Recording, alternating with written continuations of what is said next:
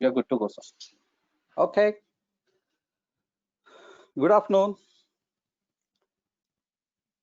I take pleasure in welcoming you all to this webinar on guideline document, which is prepared for establishing the EPR framework in the country. This document has been published as a draft at this point in time by the Ministry of Environment, Forest and Climate Change, and it is open for discussions and comments which ministry would like to receive, and then modify this document as appropriately as feasible and required. And we are going to have discussion on this particular framework, and we have a very illustrious panel to talk to us about their views on this particular document and what should be included or what should be excluded from it. We also would like to request you as audience to put your comments and send them to us on mail@mrai.org.in. This is the mail ID on which, if you have any comments on the document, we request you to send it across to us. So we are going to start this particular webinar session now. And before we initiate the activities, I would like to request the organizer to run the video on the MRAI. Please start the video.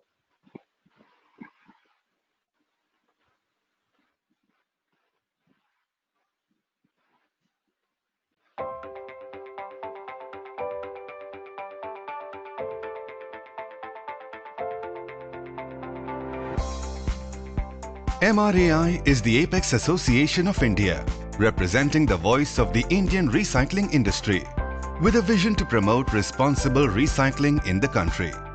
MRAI was established in the year 2011 as Metal Recycling Association of India, with a focus on secondary ferrous and non-ferrous metals. However, over the years, MRAI has expanded its reach to include other recyclables such as plastic, paper, e-waste, tire and rubber, glass, automobiles, etc. The name of the association has since been changed to reflect the same, and today Material Recycling Association of India has a collective strength of more than 1,200 members, representing various recyclable commodities and comprising over 20,000 small, medium and large enterprises, directly and indirectly employing 25 lakh people. Recycling has multifold benefits beyond just saving landfill acreage. To list a few, it replaces the need and dependence on finite virgin materials such as iron ore and bauxite and increases the resource security of the nation. Use of recycling processes consumes less energy and water and reduces greenhouse gas emissions when compared to primary processes that use virgin ores. Recycling generates 6 times as many jobs as just waste management practices. Recycling is a pan-India activity employing people from all backgrounds, including women and low-skilled. So that was the introduction to MRAI, the Recycling Association, Material Recycling Association of India. Now I have pleasure in inviting Shri Sanjay Mehta, who is the president of MRAI, to give his presidential speech at this particular webinar. Over to you, Mr. Sanjay Mehta.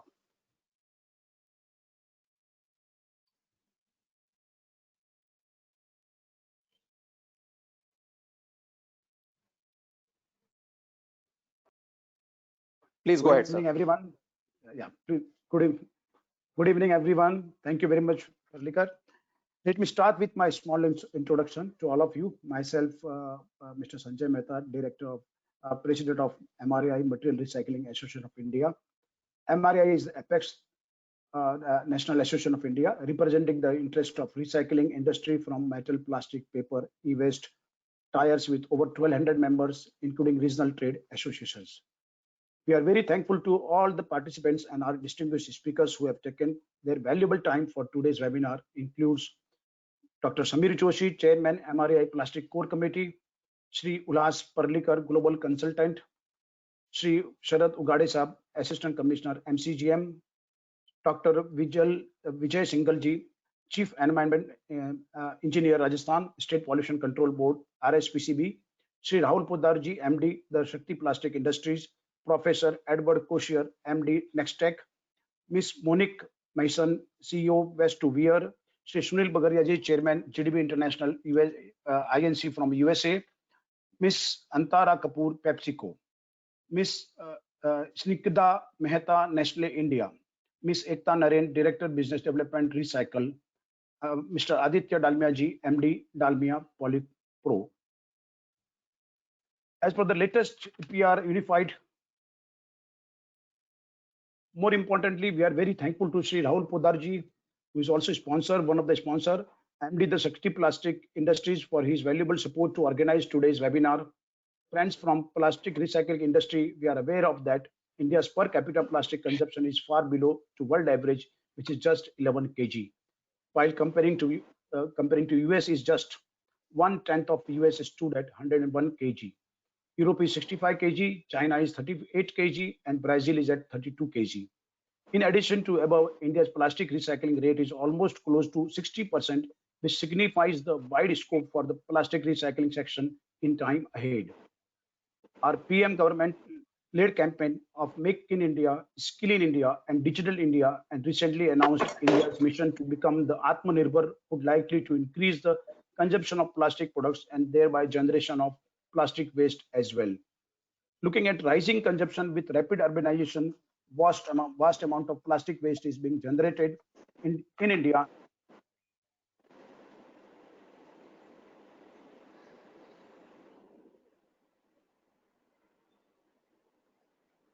Sir, your mic has gone to mute.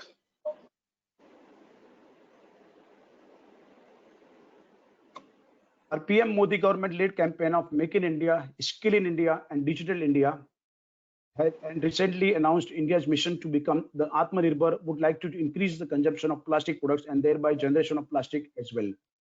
Looking at rising consumption with rapid urbanization, vast amount of plastic waste is being generated in India and its important role in circular economy action plan. MOEF and CC has recently announced the guidelines document called Unified Framework for EPR under Plastic Waste Management Rules 2016, which is available for public domain till 31st July 2020 for the suggestions and recommendations from the stakeholders. This guidelines has broadly covered the waste prevention, which is at the top of the waste hierarchy in the EPR framework directive. It has broadly covered the prevention, preparing for reuse, recycling, recover, and disposal. It has considered the design for environment, resource security, and share transfer, the responsibility, cost of collection and disposal. As per the latest EPR unified framework, the generations of waste has been mandated to take steps to minimize generation of plastic waste, not to litter the plastic waste, ensure segregation storage of waste at source and hand over segregated waste to local bodies or agencies authorized by the local bodies. The rules also mandate the responsibilities of local bodies, Gram Panchayat, waste generators, retailers, and street vendors to manage plastic waste as well. The rules mandates several new provisions, including the provisions of extended producer's responsibility. The proposed guidelines have also redefined the role of key stakeholders for the successful execution of the policy includes following: brand owners, extended producer's responsibility, importer, manufacturer as well, multi-layered packaging, foil, and producer. Therefore, MRAI has taken the lead to organize today's national level webinar to discuss all the stakeholders' suggestions, recommendations at one platform and represent the consolidated report to the MOEF and CC before 31st July 2020. With this, I assure you all that today's our domain experts enlightening views and brainstorming discussions on the EPR Unified Framework Guidelines would be very beneficial to all of us to present the consolidated report to MOEF and CC. I am thankful to all my plastic committee members for this active role and interest in taking active participation to give suggestions time to time to government and discussions with the stakeholders. I'm really thankful to Naveen Mehta ji, Samir Singh ji, Atul Kanungo ji, Hanuman Saraf, Rahul Podaar, Samir Joshi Saab, Aditya Dalmia ji, Ulhas Parlikar Saab, Neil Shah, Ekta Narain, and my committee MRAI office bearers, Pramod Shinde, Amar Singh, Pallavi Agarwal, Sufyan, and Ayyappan and Anil. I'm really thank you very much for your role in plastic forming the policies and suggestions to the government, and whatever the outcome of this webinar, we will present to the government. Thank you very much. Thank you, Sri Mehta. That was really very interesting information to all the audience, because why are we conducting this particular program, I think was very clearly brought out by you. And certainly, you know, MRAI is interested in ensuring that proper policies are actually, you know, mandated in the process, so that more and more recycling would happen rather than the littering which is happening today. So thank you, sir, for that very insightful presentation from your side. Now, I would like to call upon Dr. Samir Joshi, who is the chairman of the Plastic Committee of MRAI, to actually give his introduction about the webinar. Over to you, Dr. Samir Joshi.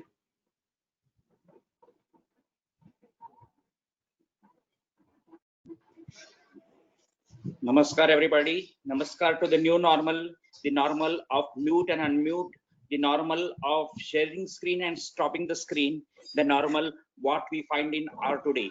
MRAI is the voice of the material recycling industry, and I would only say that come be a part of this voice. We have to show and we have to work and sing the song of EPR in one way. Our moderator will be our band master. Over to you, sir, again. Welcome, and please join MRAI to strengthen our movement. Thank you. Thank you, Dr. Joshi. That was crisp, short, and very, very important for the stakeholder considerations. You know, this particular topic of extended producer responsibility is a very, very important activity, because the intent behind this activity is to ensure that the littering which is happening of the non-recyclable material is completely actually stopped.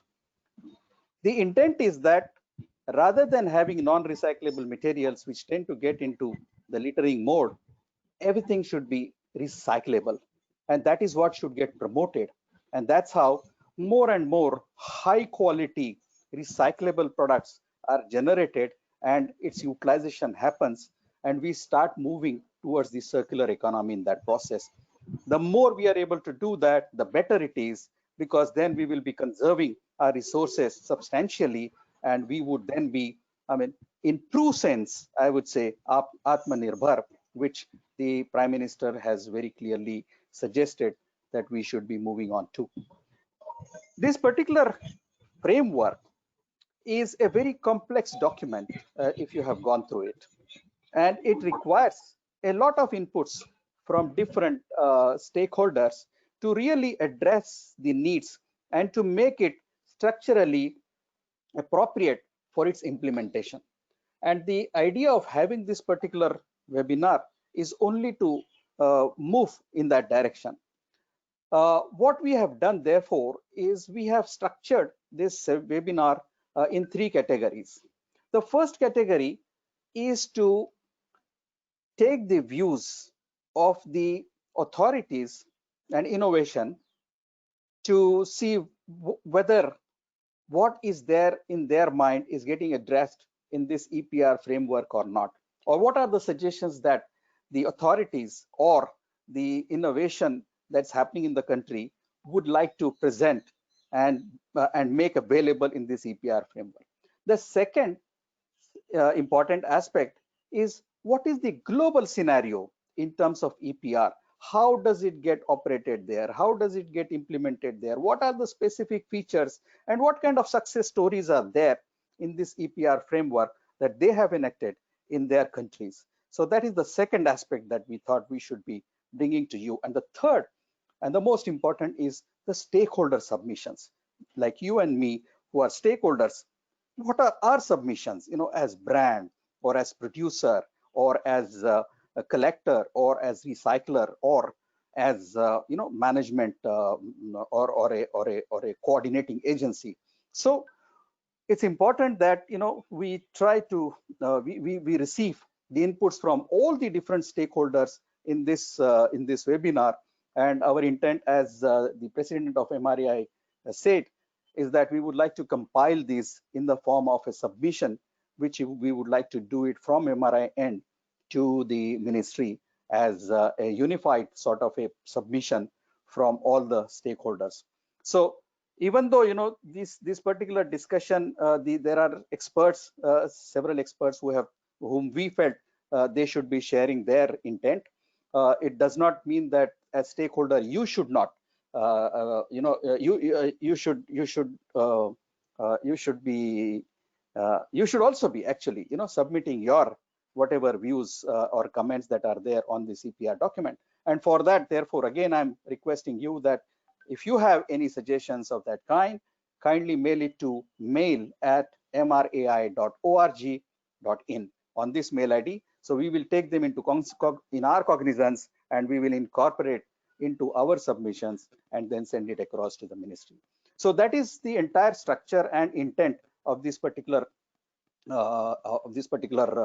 webinar session. And now I think it's time for us to move towards the webinar sessions. So in the first session, we have Shri Sharad Ugadhe ji, who is the Assistant Commissioner of Mumbai Corporation of or the Municipal Corporation of Greater Mumbai. That's how it is called. And he is going to talk to us about his views and his submissions and recommendations on the EPR. So may I invite Shri Sharad Ugadhe ji to come on the stage and share his views. Please, over to you, Ugadhe sir.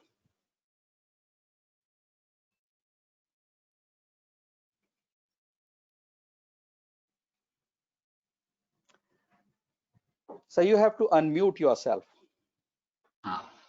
Yeah. Hello, everybody. As you know that Mumbai generates almost 7,000 metric tons of waste a day. And there are 24 wards. I would like to share in short a success story of one of the ward where we used to generate 370 metric ton a day. And we collaborated with the Waste Association and all the stakeholders like bulk generators and the citizens group. Earlier, we used to collect only 1 metric ton of dry waste, including plastic. And with the successful 2 years, now we are able to collect 25 metric ton of dry waste. And the association, which started from 15 numbers of waste pickers, now that has grown up to 400 numbers. So how we have done this using, there are certain ways we did, like BMC has given a land and provided all the civic amenities.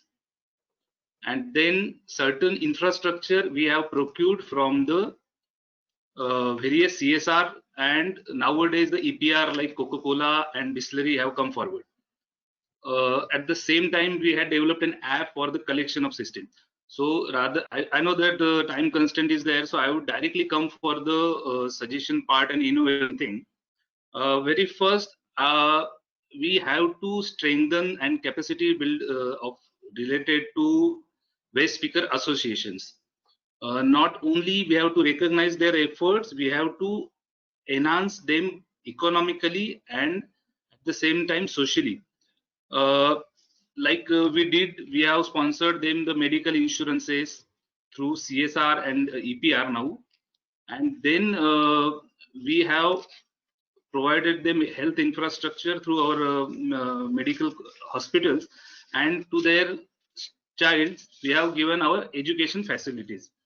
So there I would like to have support from the EPR directly to the waste picker associations, where infrastructure could come from the EPR facilities. And at the same time, low value items like MLP should be subsidized and given a certain fixed amount to this association, so that they will be encouraged to collect even low value items like MLP. The second thing, which is a part of linkages, we have observed over the few years that the direct linkages with the retailers and the bulk generators is not established. And similarly, the large collectors of the waste, they are not directly linked. There are certain mediators which we have to avoid. There we need to have an SOP for this. Then policy for engagement and employment of waste collectors. I feel it has to be an SOP properly come through the ERP mechanism. This is related to Waste Pickers Association. ULB should be the driving force for this ERP mechanism, where ULBs will act as a facilitator. They will coordinate with all the stakeholders. They will create an awareness among all citizens group, bulk generators, and I feel they should be promoted. ULB should be given an opportunity, like ERP mechanism is for the revenue generation as well. On the front of government policy front, I feel this EPR should be made a part of our Swachhata Sarvekshan to promote ULBs to come forward to have this ERP in their mechanism, and day to day this has to be established. So if we consider this ERP thing in a Swachhata Sarvekshan and there is a ranking for this, it will definitely boost ULBs to come forward and have some innovations. As everyone knows, there are certain items which are non-recyclable. So we have an innovation team with us who work upon the non-recyclable items, and then they create something innovative out of it, which can be used in our civic day-to-day activities. So this, from my side, these are some suggestions, and rest I will send through an email. Thank you, sir. Thank you, Ugadhe. I mean, very, very important aspect you have actually addressed, which is the, formalizing the informal sector, which is actually doing extremely good work in trying to reduce the littering, which is happening all around. And how do you really do that? I think your suggestions are very, very valid, and we agree that EPR must address them. So thank you for that, and we look forward to the mail that comments that you would like to provide to us to include in our submissions. Thank you very much again. Now, may I call upon Dr. Vijai Singhal, who is the Chief Environmental Engineer of Rajasthan State Pollution Control Board, to provide an SPCB view as a stakeholder on this particular EPR document. So over to you, Dr. Singhal. Please, your floor now. Very good afternoon. Could somebody put the presentation? Sorry? I would like my presentation to be loaded. I told. Oh, I see. I think, yes, it is there. Yeah. There on the screen. Yeah.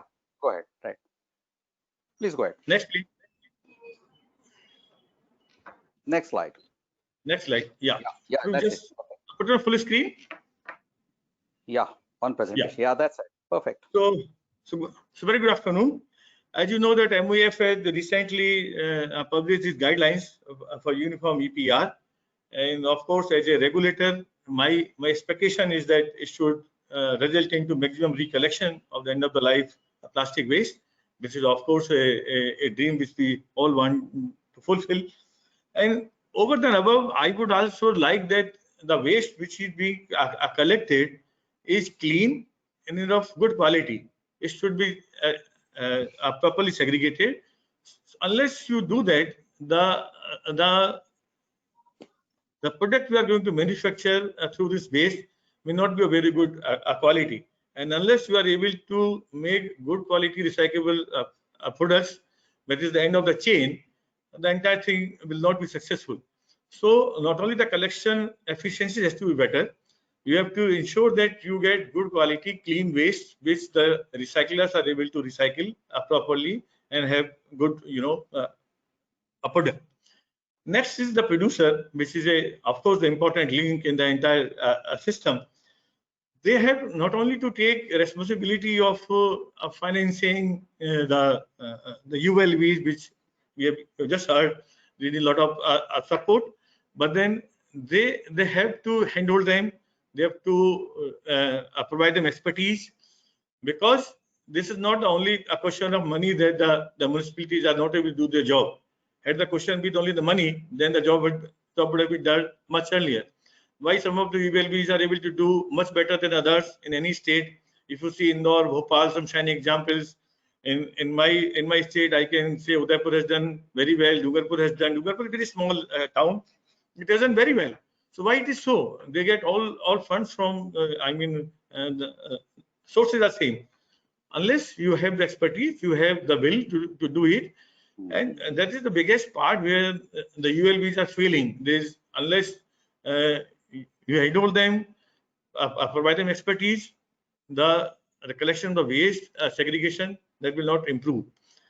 Next part of the chain is the rec pickers and the kabadis, which have been the cleaners and I'll say keepers of the society from very long. So unless you make them part of this entire process, which also the guidelines also talk, this is very important. Even the rules talk about this.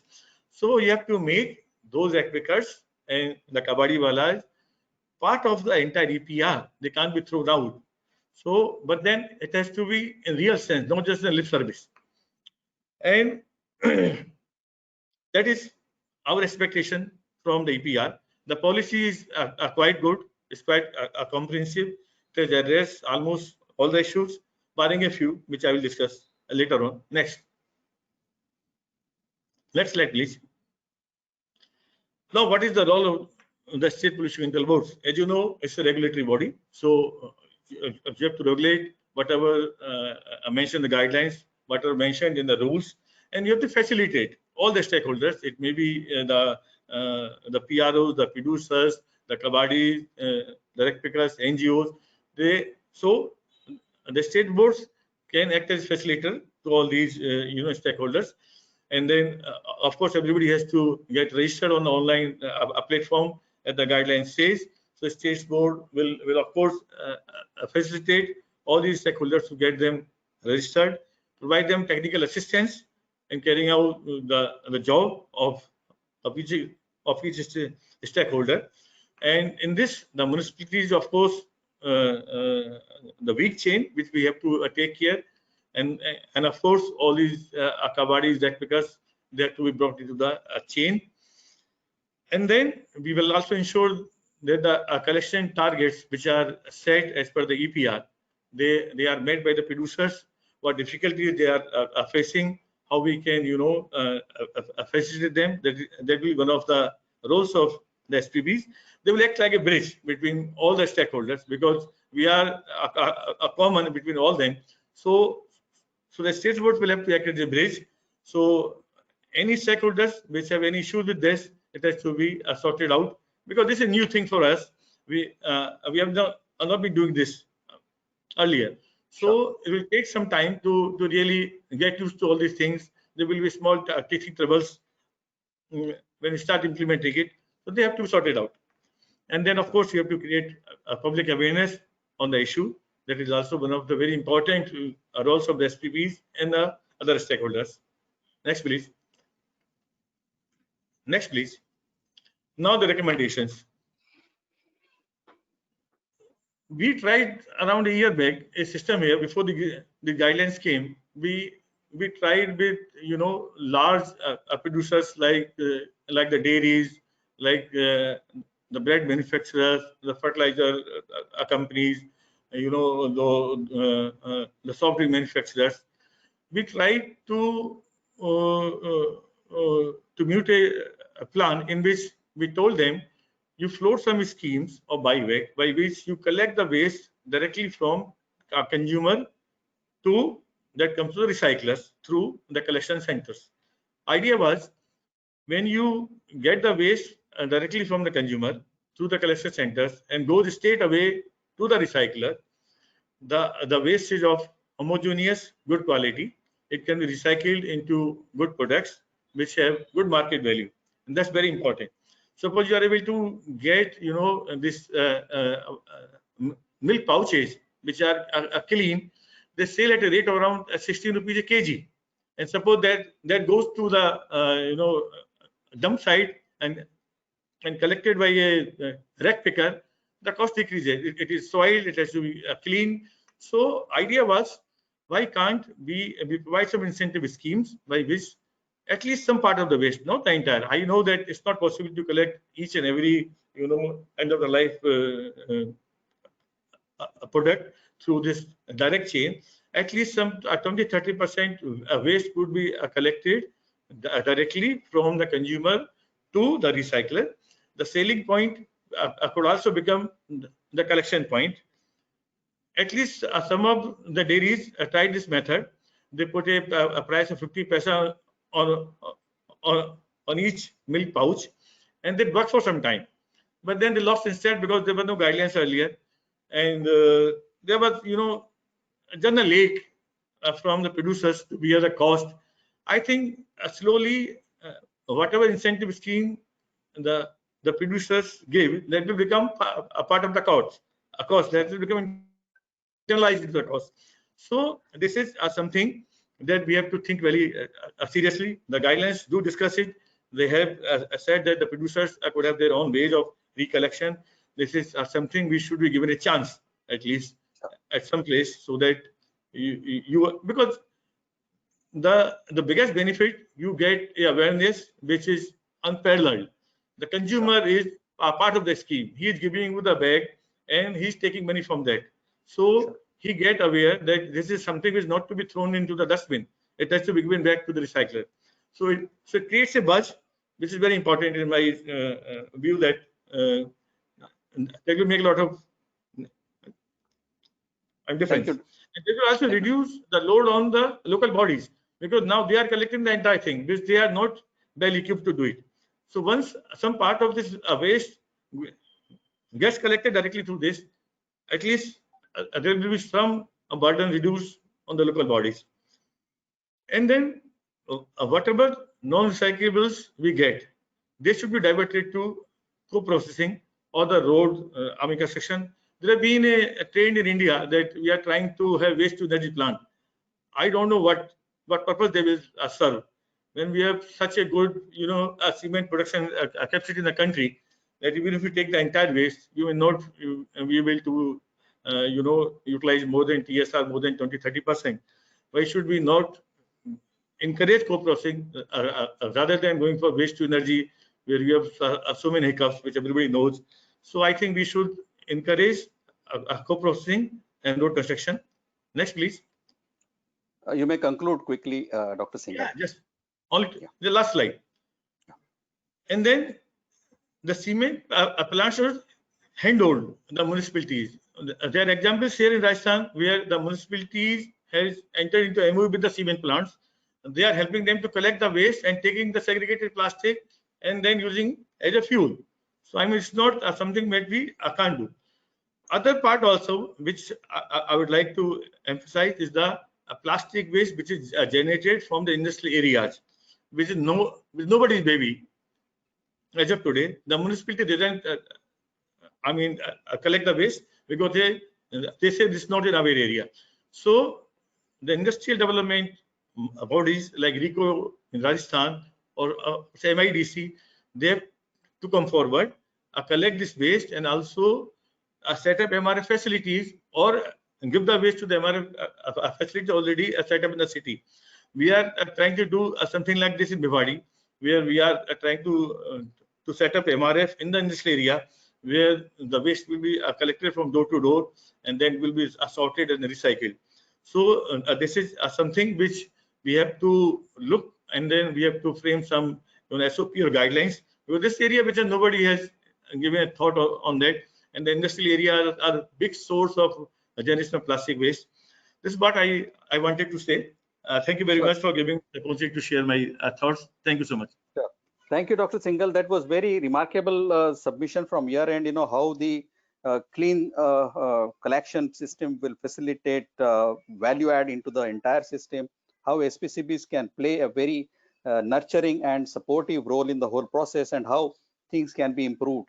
That's very, very important submission. I think there are a lot for us to really take it into our consideration. Thanks for that. Now I would like to call upon Mr. Rahul Podaar, who is the Managing Director of the Shakti Plastic Industries. and it's about some innovation that Rahul is going to talk about. So over to you, Rahul. Please share what you would like to actually submit to us in this webinar. Yes, sir. Thank you, Ulhas. Can you give me a link to share my screen, Sufyan?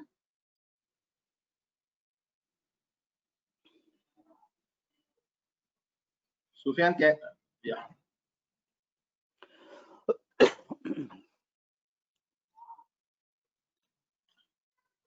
Is the screen visible?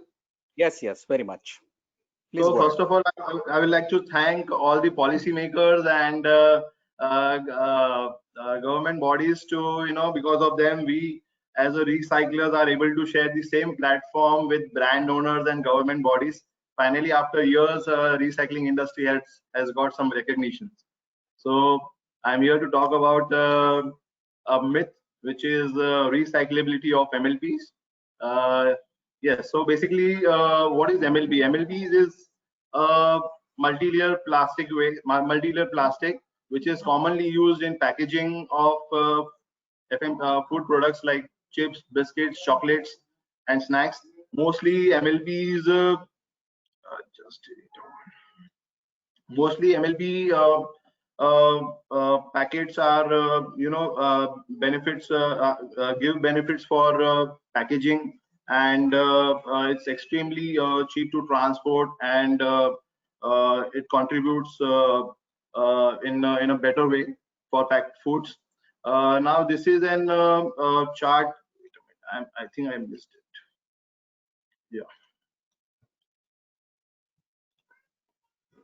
Yeah. So this is a study how much plastics do we generate according to the Federation of Indian Commerce and Indian Chambers of Commerce and Industry. It is estimated that the plastic producing industry in India is estimated to grow at 22 million tons a year by 2020, from 13.4 metric tons in 2015, and nearly half of this is single-use plastic, majorly MLPs. So the remaining plastics goes in basically landfills and all. Now, what is how MLP is currently managed in the country, and what is the myth behind it? It is widely believed that government, manufacturers, brand owners, and consumers that the large amount of MLP and MLP waste being generated is non-recyclable due to its low value. Due to this myth, MLP waste is either taken to cement kilns for co-processing, mixed with bitumen for road constructions, or it is also disposed at waste-to-energy plants and pyrolysis. However, none of these methods are ideal or sustainable, as they are extremely polluting and have an economic loss. It is untrue that MLP waste cannot be recycled. There is a fifth and a process called waste to granules, that is recycling. Yes, MLPs are recyclable.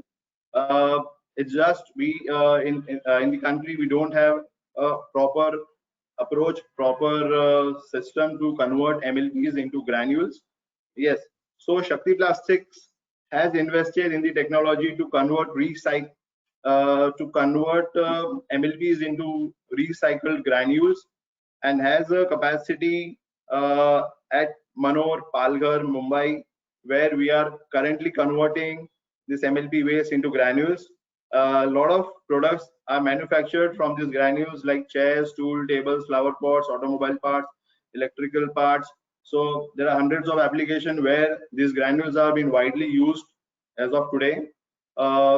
In terms of benefits to the manufacturers, producers, and end users, MLP pallets are far cheaper compared to those made from virgin pallets. Apart from being sustainable, it contributes to a circular economy, and it ensures large amount of untreated MLP plastic waste that does not go to the environment. These are the basic steps of MLP recycling. What the process, what we follow.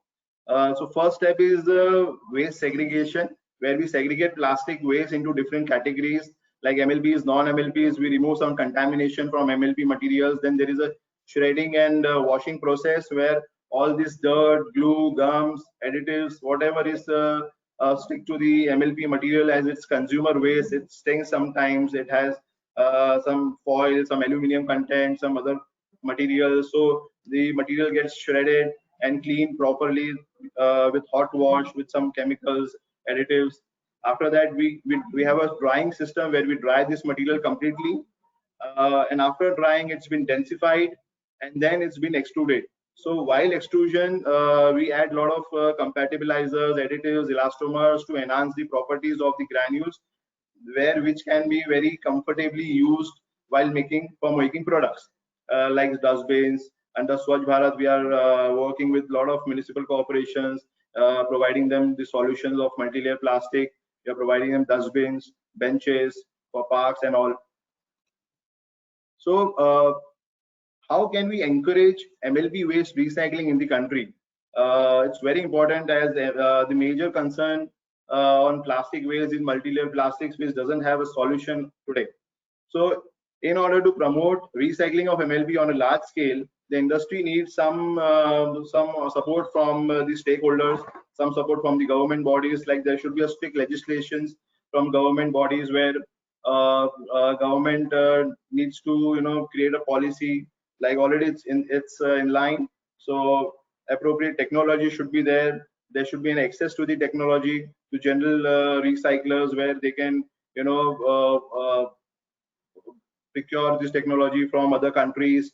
The machines for MLP recycling is not available in India. So the technology, European countries, American, Japanese, Chinese, they have this technology to convert MLPs into granules. So there is a high custom duty on these machines.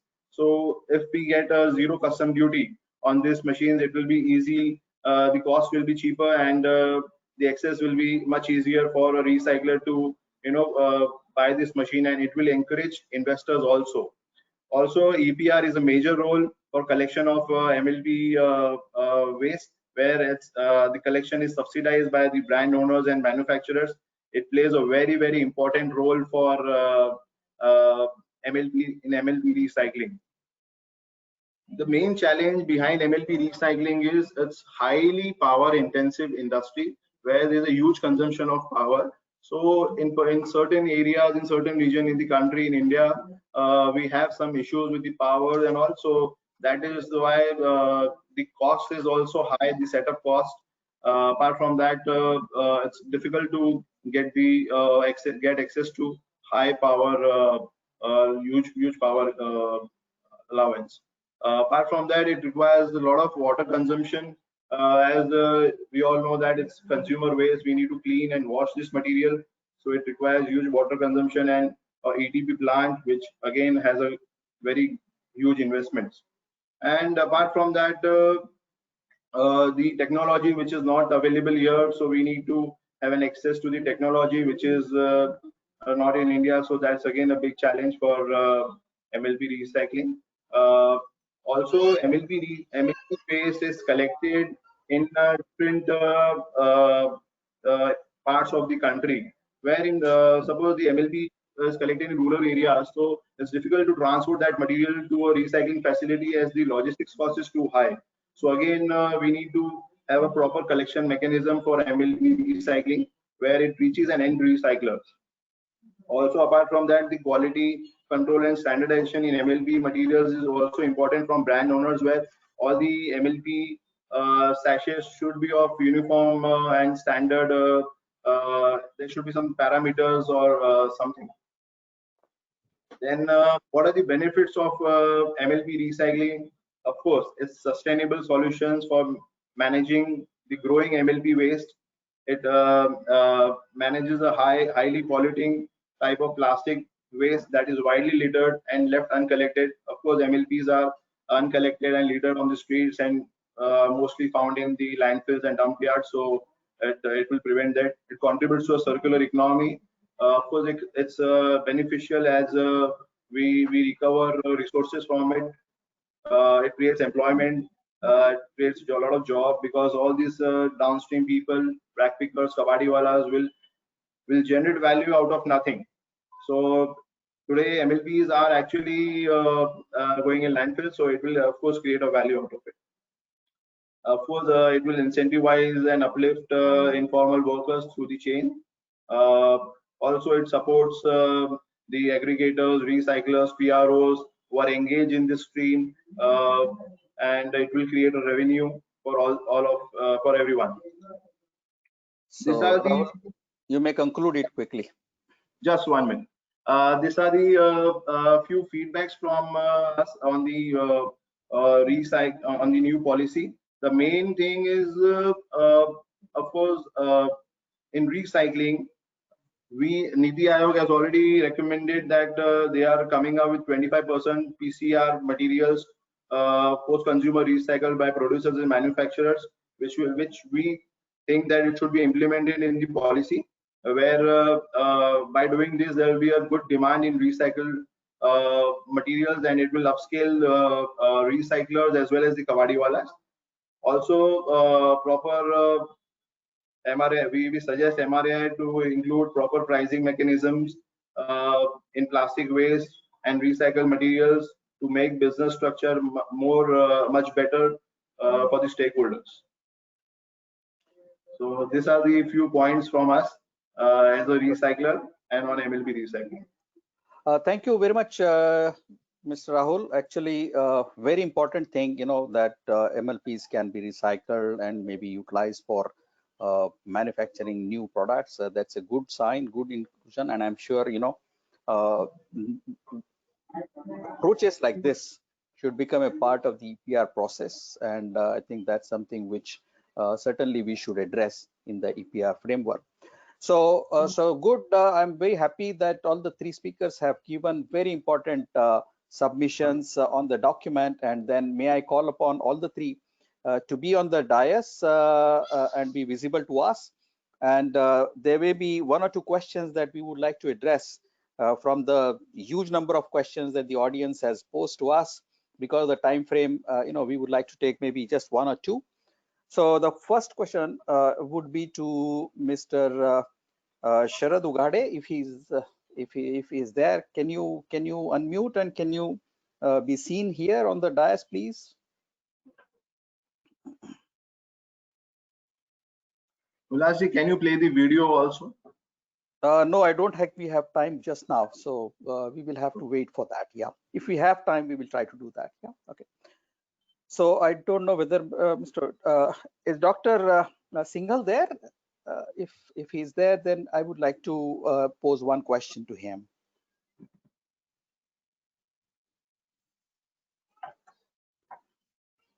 Sophia, any idea whether both of them are there? So they are there on this, but they have not joined the screen. Oh, I see. Okay, maybe I think we will address these questions separately because of paucity of time. We will send the mail to the respective stakeholder who has raised the question, and that should be, I think, a better choice for us and from time management point of view. I think Professor Edward Kosior is already online. So I think it's time for us to move to the second session, which is on the global experiences in EPR framework.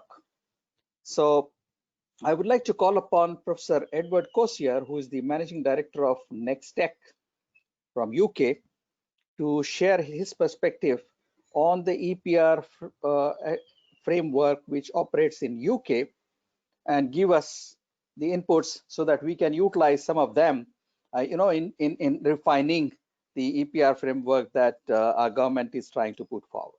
Over to you, Professor Edward. Thank you very much, and thank you for all my colleagues and friends in India. I hope you're all doing very well at this difficult time, and it's very nice to see Mr. Podaar from Shakti Plastics.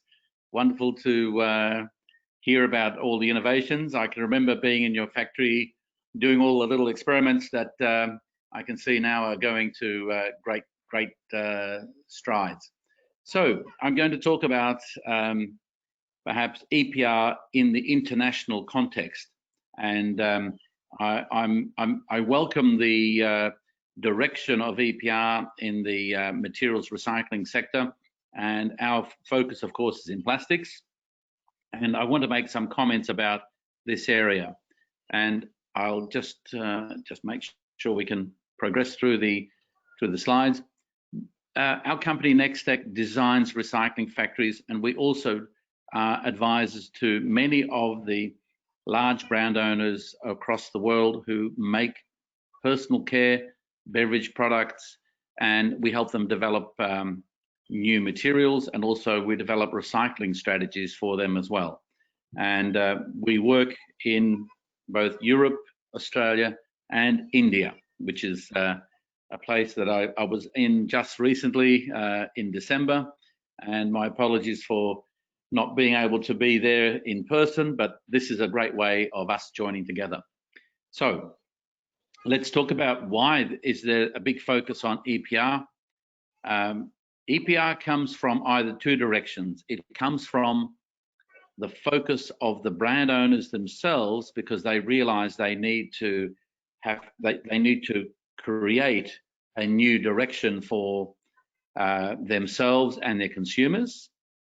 Or if this doesn't happen, governments step in to say, this is not working, we need to regulate and to create a framework for companies to respond to. And in many ways, it's good to have the voluntary process, but of course, the regulated process is probably not as effective, it's probably not as flexible, and it creates certain pathways which may be or may not be necessarily good.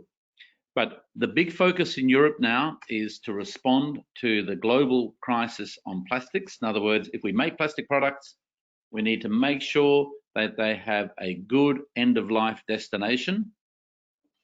And the big focus now is on creating destinations for materials so that they can be recycled back into new high-quality materials. And this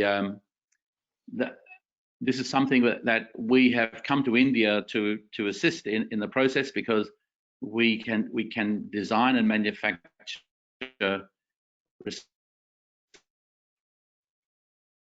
recycling factories that can do this. And this is the pathway to the circular economy, to actually make materials that can go back into the original packaging or packages that can be used again by the brand owners. And the focus here is to use innovation for these materials, because as we know, plastics last a long time and actually very suited to recycling. So we believe that EPR can lead to very positive outcomes.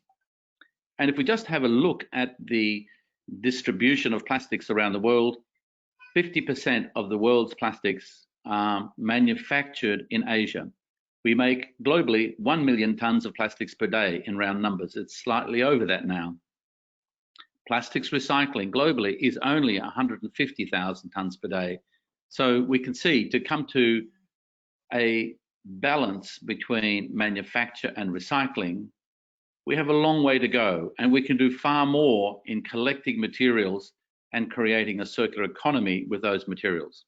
And of course, what happens in Asia and also India are very big issues because of the big populations in those centers, because potentially the consumption of plastics will grow in those areas far faster than in other areas. North America is only 20% of the global production, and Europe is only 18% of global production. So what are the things that are happening? We know that Coca-Cola and PepsiCo are all making comments about using recycled content in their packaging. Nestle are looking to use 35%, whereas the other two are using 25 and 50. Unilever, they have said they want to halve their use of virgin plastic by 2025. That's a big goal. And they want 25% post-consumer recycled content in packaging by 2025. Procter & Gamble, they want to double the amount of recycled plastics in packaging for household cleaning brands in Europe. Keep in mind, none of these announcements are based on regulation. They are based on the targets of the individual companies saying, this is what we will do. And of course, this provides encouragement for the recycling community to invest and to provide these materials for those companies. Colgate Palmolive, another example, 50% recycled content across all packaging. Evian, they want to use 100% recycled content by 2025. These are big companies with big consumptions of plastic, and they require very large amounts of recycled material. These are big incentives for investment. Now, what happens in the retail sector and other areas? Well, because of the reaction to plastics, companies like Tesco are saying that they will remove 1 billion pieces of plastic from their supermarkets by the end of 2020. Just think of what that means. They're saying this is our producer responsibility to reduce the amount of plastic going into the community. Unilever are saying that they're going to use SABIC's technology to take plastics, turn them to oil, and feed them back into the cracker to recycle materials in that particular way. A company like Henkel that makes many plastic packaging, they're going to invest into film recycling technology that does separation of multi-layer films into individual products.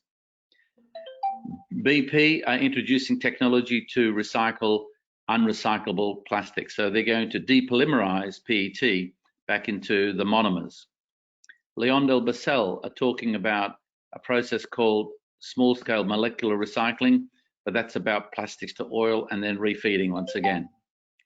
So how are these companies going?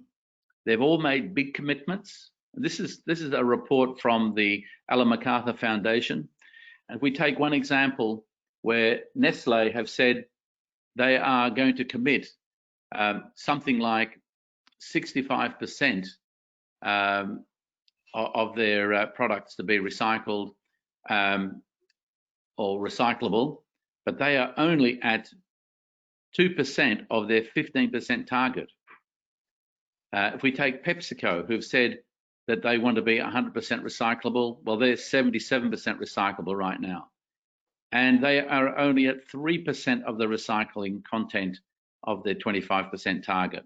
If we take Unilever, 50% of their packaging is recyclable and only 1% recycled content in their target.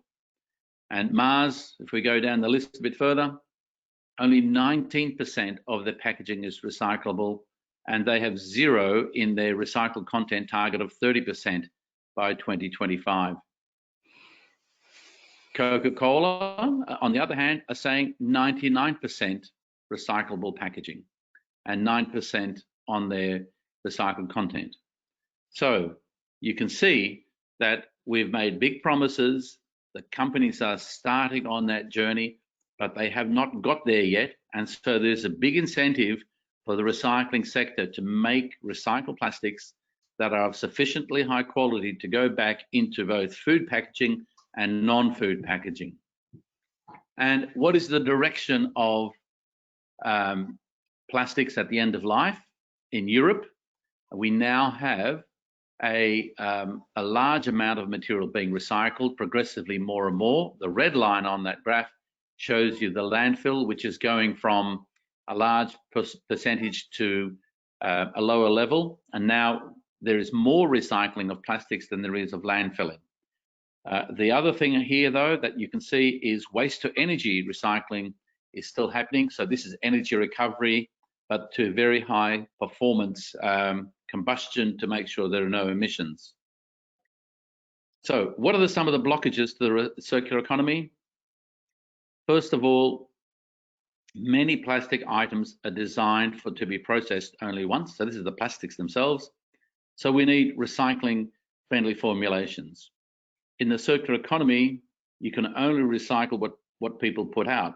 And of course, if you make multicolored plastics, you can't make natural material. It only goes one way. And so if we had more plastics based on uncolored or limited pigmentation, we'd be able to recycle far more into more products. Sleeves on clear bottles could be a solution. Companies need to think clearly about what they do. Now, the other comment is not all packaging is recyclable. We saw that in the declarations of the companies. So mono materials would be more recyclable to higher values. Food grade recycling is difficult to achieve with polyolefins, but it is possible with PET. And however, the thermoforms may be another issue. So again, more thinking about the way we make these materials. And a quick comment about how much we can recycle and recover. The equation looks like this. We can probably collect 75% of everything that's actually made. We can, through sorting, we would probably lose 5%, and through the recycling process, possibly another 15%, which means that even if we recover absolutely everything we can put our hands on, we will have 60% recovery. So we'll still be using virgin plastics, which means that we need to make blends, but it does mean that we can make a big impact on the circular economy. So my last slide is, what is the way forward? Well, first of all, as we've said, all packaging should be 100% recyclable. There's no reason for any company to put a non-recyclable package on the market, because it means that we can do nothing with it other than bury it or burn it. One of the bigger other issues is ocean plastics, which of course is a big failure. It's the failure of the end of life of those plastic materials. And once plastics are in the ocean, it's very difficult to recover them. And so we need to stop these materials on the land before they touch water, before they touch a river or go to the ocean. And we need to make changes based on science and not on retail or marketing preferences. And so, for example, if you make a clear bottle or a grey bottle, which one should you make? You know, if we make all detergent bottles grey, we can use the mixed coloured materials that come from the recycling operations. But that's clearly a direction for change in the big brands. Large-scale recycling operations are needed, because when you think about recycling and the low rate of recycling, we know that many of these plants are small, but they need to be of the order of 100,000 tonnes or more to make a big impact on recycling. We are now seeing plants in Europe coming close to this size. So it is possible and doable, but it does take investment, but the benefits are there. And we know that recycling activity should be at least 70% of packaging production. That's a big target to go for, but that's where we could go. And that, of course, generates a whole economy of collection, recycling, and then reuse of these materials. And how can we do this? Resin companies, this is the resin producers and brand owners, should have a stake in recycling operations, because they then can close the circle on their own products. And that boosts the design process, because they'll soon see what works and what doesn't work. And I know a lot of people are interested in biodegradable and compostable films, but while they're beginning to emerge, we don't have any simple way of handling these materials at the end of life. And typically in Europe, they end up in waste to energy recovery. And waste to energy recovery is possibly also not a bad thing for some of the materials that are currently in our waste stream, which cannot be recycled very easily. So that's the end of my presentation, and I'm certainly very happy to contribute to this webinar. I congratulate the organisers on bringing this topic to the focus of all your members, and certainly hope that we can contribute to other components in your activities in India. Thank you very much. Thank you, Professor Edward. It was really very useful kind of a knowledge for us, you know, how the voluntary mechanism, how the commitments, how the actual practice is happening, and what are the different ways in which things can be actually organized, and where are those directions which actually will move things, you know, in the manner where we want them to be. So thank you for all the inputs that you have given. I'm sure, you know, you'll be available to answer some questions which may come up at the end. May I now request Ms. Monique Maissan, who is the CEO of Waste to Wear, to tell us about the EPR framework or EPR actions which happen in China. Over to you, Ms. Maissan.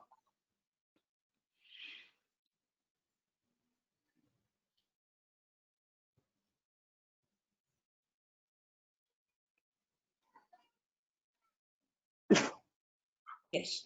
Hello. So Yeah, good hello. afternoon. Good Thank you afternoon. for Please go having ahead. me. Yeah. Yes. I am very happy to share some of our experiences in China. So our company, Waste2Wear, has been active in China for the last, since 2007 with recycling. And we mainly focused on improving all kind of awareness with big stakeholders. We started with our own customers, so we are in retail, start looking at their packaging and then looking at their waste streams from their packaging.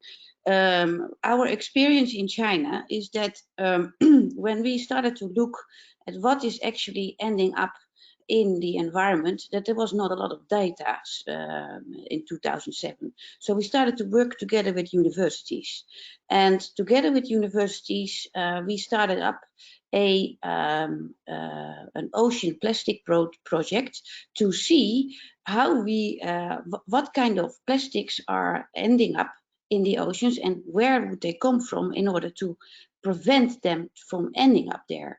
So we made a large group of stakeholders. In China, you'd have to work with the government for setting up such an organization.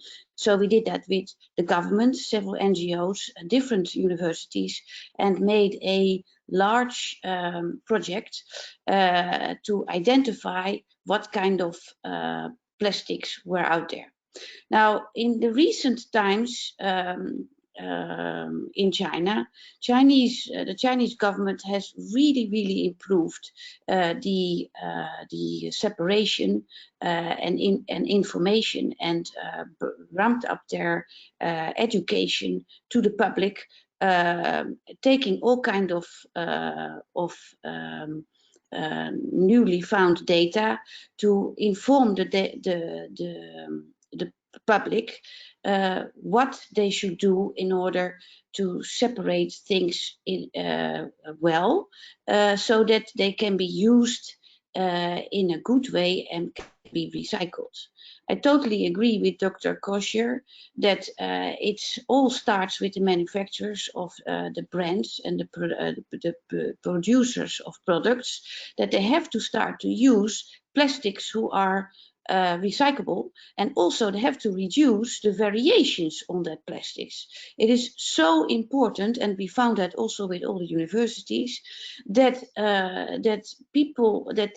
stakeholders are reducing the amount of variations in pigmentations and all kind of other mixes of qualities, using all kind of weakeners and whatever, in order to make it more simple to recycle. So what is also important, what we found, is that the end consumer sees where it comes from. Because when the end consumer can see that they're actively becoming a part of the solution, they are really more likely to buy products from recycled material. So that can be either products with packaging from recycled material, or it can be final products from recycled material.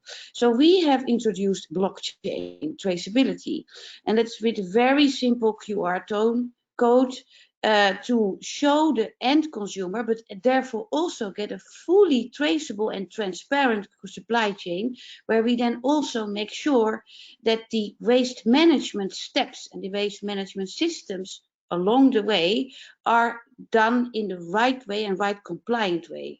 In such a way, in China, you can then also monitor the total quality, and also therefore pay the people who are collecting it more, and increase their livelihoods. So I would say that one of the few points to summarize what we could see as maybe a suggestion for India, where we also work, but we are not so much working there as we want to be, and we have the big aim to do that, but at this moment it's not there yet. So first of all, is the data should be collected. we should work with universities to see what kind of plastics and how we can have innovation to find out maybe new ways of recycling.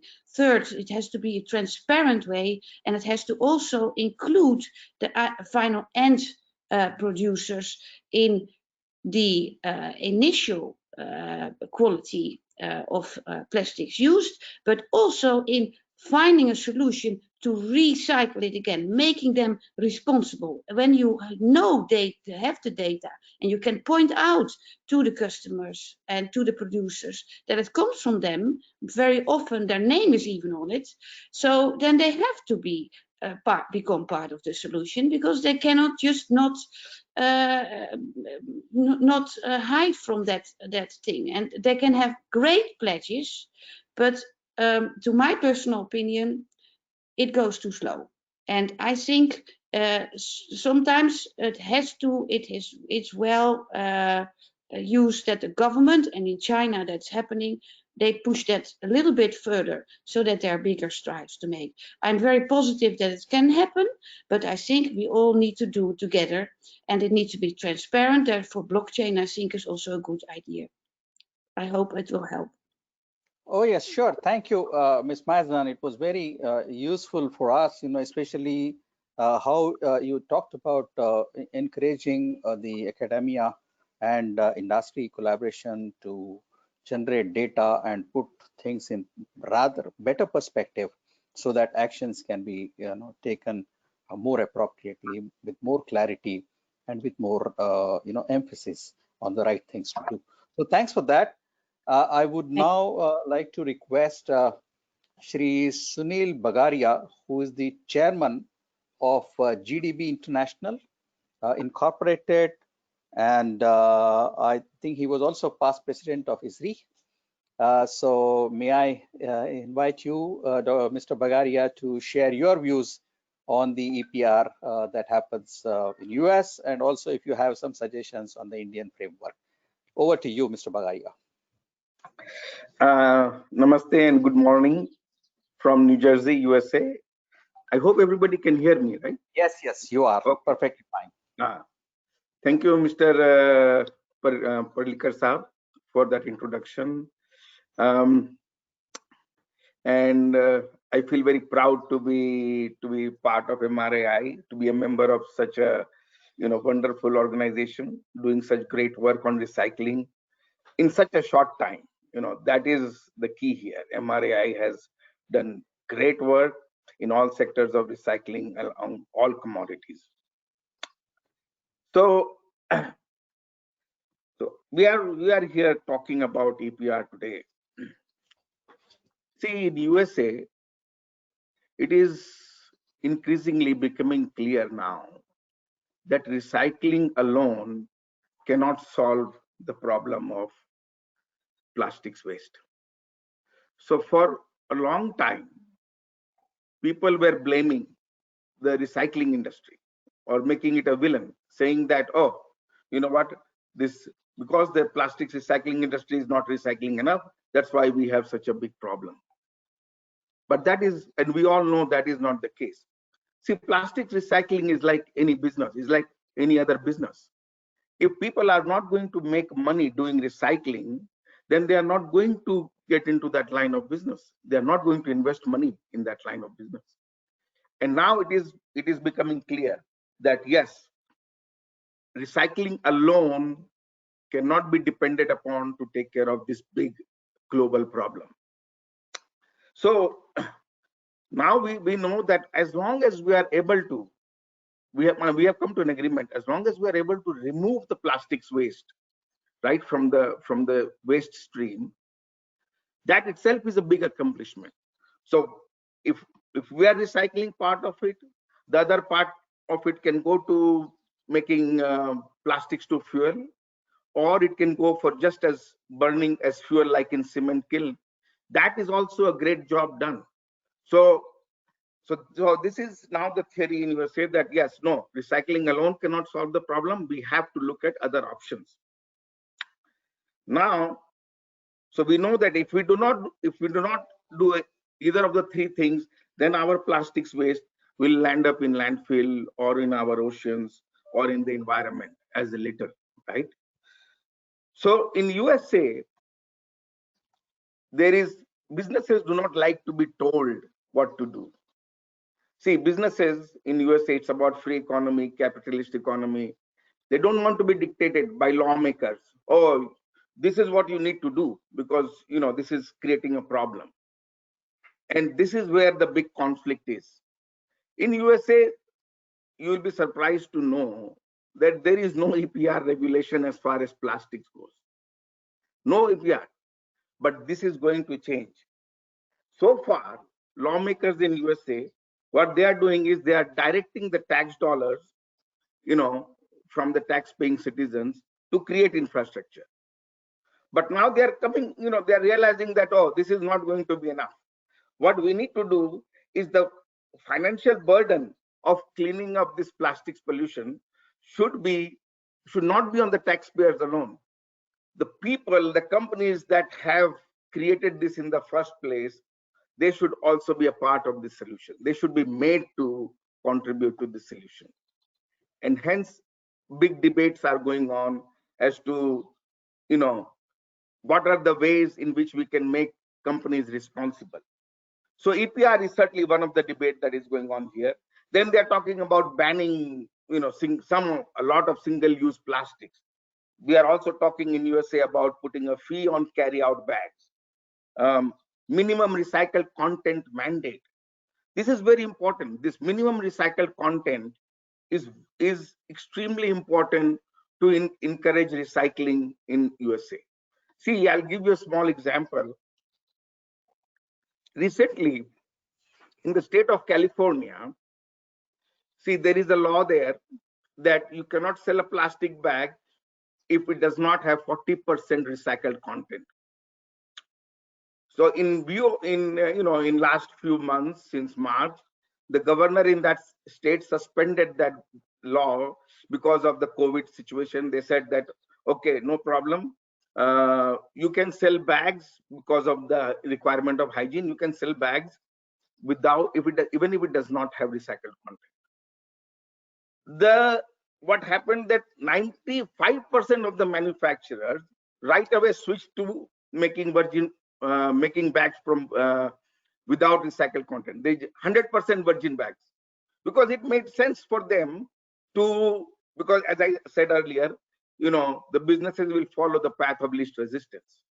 And at that time, it made sense that, oh, you know what, because virgin prices are so low, and let's just make the bags out of virgin plastic and sell it in that market in the state of California. So this emphasizes the need for greater regulation, that why we need legislation for minimum recycled content. So recyclers, our company, we recycle film and we make, post-consumer resin, PCR, recycled plastic. We had tough time finding a market for our recycled plastic, because the states of California and Maine, they said we are going to suspend this law right now. It does not have to contain. So this goes to show the need for having government intervention. Now, the other thing that people are talking about in USA is, why are we not roping in? Why are we not talking about big plastic producers as far as EPR goes? See, it all starts with them. They are the deep pocket people, right? Dow Chemical, Chevron Chemical, Exxon Chemical. They are making, as we know, we are making 400 million tons of it, and they are not on this table. There is no representation right now in this webinar from a petrochemical producer. Why are they not coming forward to say that yes, they do realize that they have an existential crisis on hand. They do realize that. But just to form an alliance, they make an alliance to end plastic waste. And they say that, oh, we are going to put $1.5 billion in next 5 years, okay, to end plastic waste. What are you talking about? How do you end plastic waste by putting in $1.5 billion over 5 years? That comes to like $6, 7, 8, $10 million per company per year. Our company, a small company like ours, we are going to spend $8 million GDP to create more capacity to make recycled plastic. And a company like Exxon is saying that, oh, and they are making it such a big issue that, oh, we have created this alliance. Yes, it's a step in the right direction, I understand. But it is certainly not enough. Why are these people not saying that we are going to invest $500 million and create a world-class recycling plant? See, this is what we need to talk about. Sure. So one more, I'm not done. sorry. And so other thing that we have to remember that apart from extended producer responsibility, there is extended consumer responsibility. As consumers, you and I, we have a lot of power in our hand. We need to change our habits. Okay, we should not use plastic where it is not necessary. And when we are using it, we make sure that at least that product has some recycled plastic content in it, right? So these are some of, everybody can contribute. This problem cannot be solved just by having this webinar. We as an individual, we have the power in hand to make a small contribution. And remember, that will all add up to solve this problem. Thank you. Great. Thank you very much, Mr. Sunil Bagaria. It was very insightful to see how things are happening in US and how the policies are very important in ensuring that the systems should work and should work in the right direction. And that is where I think this EPR framework that is being drafted is going to be important for us, especially in our country where the voluntary things have not yet really set in. So thank you for that. I just want to pose a small question to all three of you. If you can, in one sentence, if you can suggest to us, what is it that you think our EPR framework should have so that there is success in achieving the desired goal that the recycling initiative improves over a period of time? So just one sentence, if you can quickly tell us, because that will give us a lot of input for us to really go ahead and communicate to our government. Over to you, Professor, if you can add from your end. Your voice is muted.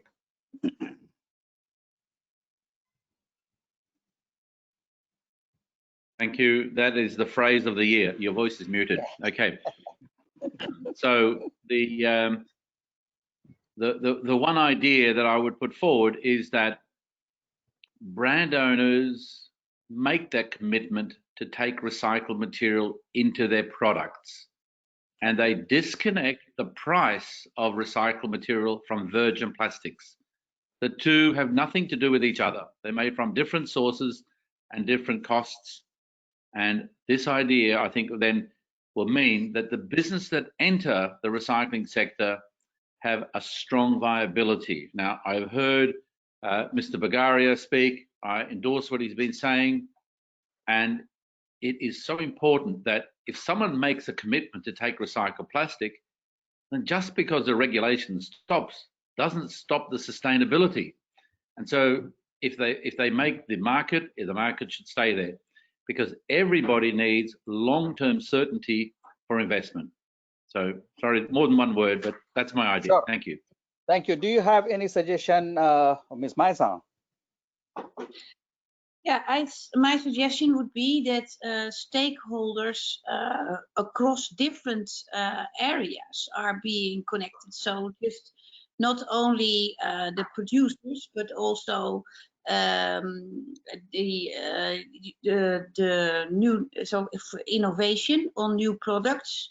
So governments, producers, and also universities, because I do agree that we need to look at the base of recyclable products, but I also agree that I think there might be much more innovation needed for many other solutions which are not only plastic based. And I think we should also, even if we are a plastic based community here talking, also look at alternatives which might be not even so in our front of our mind. And the second one I want to say is that traceability is key. If we can trace very well where it comes from, then we can also hold the people accountable, and then make sure that government might impose some if those companies will not change their way or reduce their plastics or whatever, because sometimes it has to work a little bit with some force. Thank you very much. Your turn, Mr. Bagaria. If you can give us one sentence, what you should do include in this particular framework. I think monitoring is the key word that Indian authorities must focus on, that it gets monitored. EPR is all about monitoring, and this is a debate we are having, in USA when we are talking about EPR, is mechanism and monitoring. These two things are critical for success of EPR.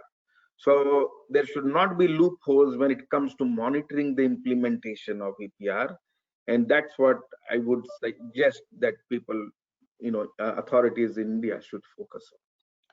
Yeah, thank you very much for that. Actually, the authorities are considering to have a digital platform where all the inputs and all the outputs are kind of documented and getting So I believe there will be a methodology to monitor it, and we will try to really see how we can add value but through our recommendation, so that that particular platform provides the proper opportunity for us to do the monitoring, the traceability, the transparency, etc., which are required in ensuring that the leakages from the systems don't happen and the littering does not happen. So thank you very much. It was a great session from all three of you. We are very thankful to you from MRAI. So friends, if you have any questions, unfortunately we are not able to take all the questions that you are posing. So if you have any questions, you may please address them to mail at mrai.org.in, so that we can get back to you. Also, if you have any comments, suggestions from your end on the draft, please communicate to us. We will take them forward. So thank you very much, panel. It has been great, very interesting for all of us to understand what's happening in different countries. Now I would like to move to the last session, which is on the stakeholder submissions. And it's going to we are going to understand from the stakeholders what is it that they have in their mind as far as the framework is concerned. How do they think that it will be a more productive sort of a framework for implementation? So we have Mr. Aditya Dalmia, who is actually the owner, the managing director of Dalmia Poly Pro, and also he is the executive member of the Plastics Committee of MRAI. Over to you, Mr. Dalmia, if you can suggest to us the inputs from your end as stakeholder submissions. Over to you. Thank you, Ulhas ji. I would just have a few suggestions just to, I think people before me have really spoken well, and they have covered most of the things, the topics that I would like to cover. But one thing what I would like to say is I subscribe to what Mr. Kosior had said, or what Monique had said, or Mr. Bagaria, that brand owners and packaging industry overall need to understand and redesign their products to make them recyclable. That's the first thing that we should target it, and the EPR policy also in some ways should support that. The second thing that we would like to say is that a minimum use of 25% to start with, maybe in a phased manner, should be made compulsory for use across the board in all sort of plastic use. Now these two things, if you see, will create a lot of value for the plastic that is going to be generated. And in India, I would say that we have a fairly robust, informal collection system, wherein most of the valuable plastic normally is collected and finds its way to the proper recycling industry. It never finds its way ever to a landfill. So if we can manage to have some sort of legislation whereby these two sort of things are covered, it will do away a lot of landfills of plastics that we are facing with today. Now, another thing what I would say is that, to encourage this form of, usage of recyclates or, redesigning of the packaging material, I'll just give one simple example like a PET bottle. Today India produces close to 1 million PET bottles, 1 million tons of PET bottles per annum. And we have the caps and labels which form nearly 6 to 7% of the portion of that by weight. And if you find that you have some of the caps which are PP, some of the caps are HD, and the entire value is lost in the material. The labels, you'll have a PETG label, you'll have a PVC label, you'll have a BOPP label. That's nearly 3% of by weight, and all of them just find their way to the landfill. So if we have a uniform packaging whereby you have one particular type of label, so that entire thing can be recycled. And if you have, say, just one polymer, whether it's a polypropylene or a polyethylene, a value would be created, and definitely it could be used for better use. So this is just one sort of an example that I would like to say.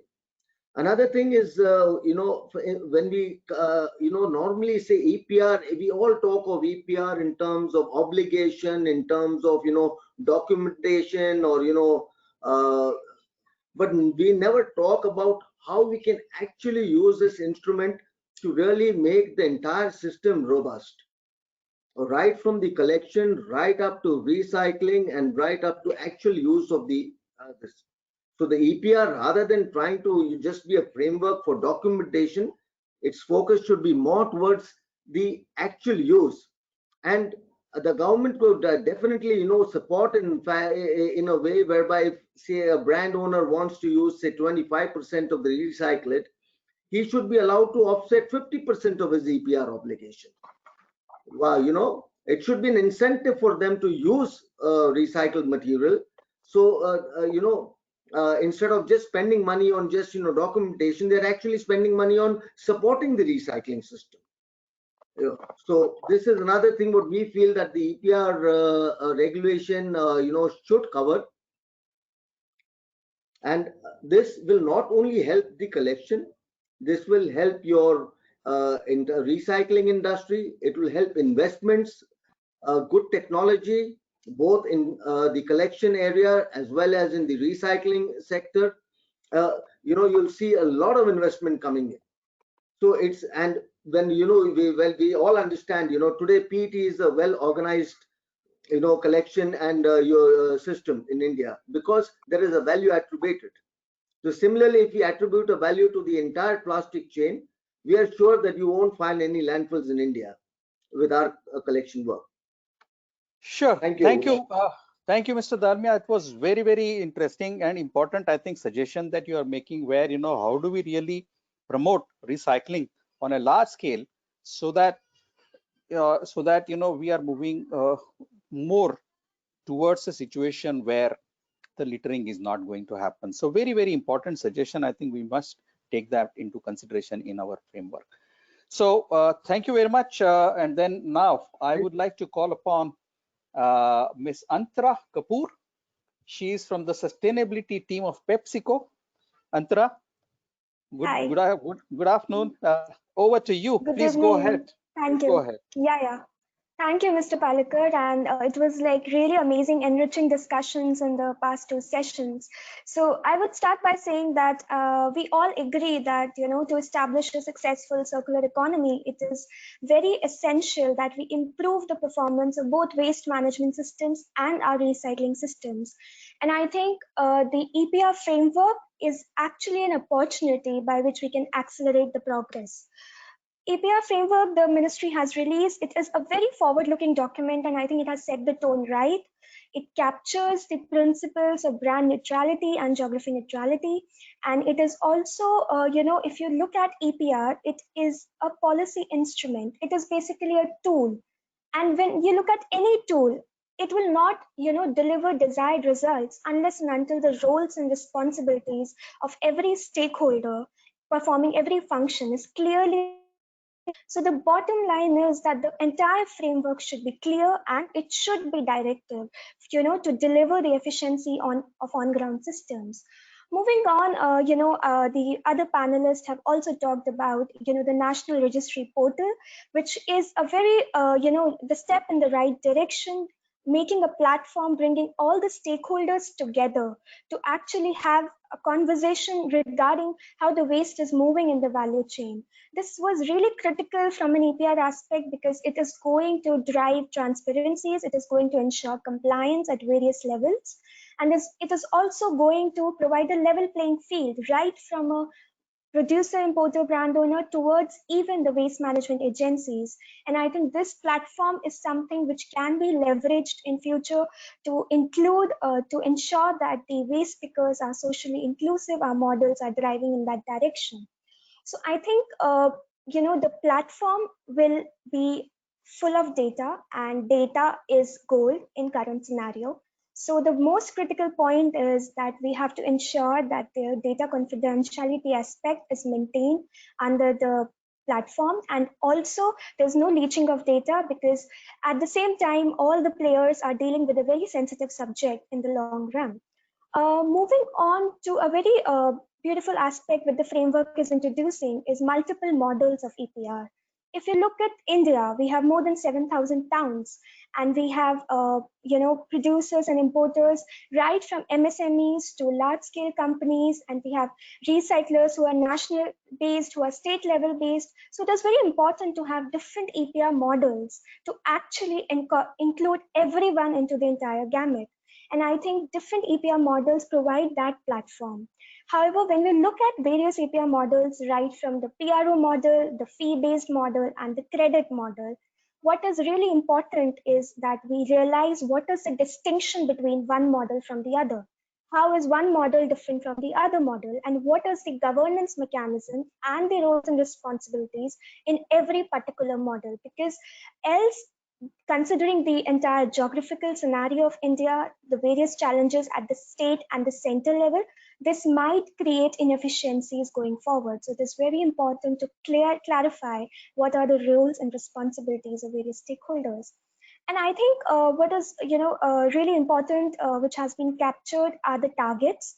EPR targets is something which is called out how the targets have to be in a graded approach. It will be different from every material, because we do realize, and it was pointed out by one of the panelists, that MLP still needs to incentivize the current recycling stream to collect MLP. So we have to leverage the high value recycling streams to collect the low value plastics.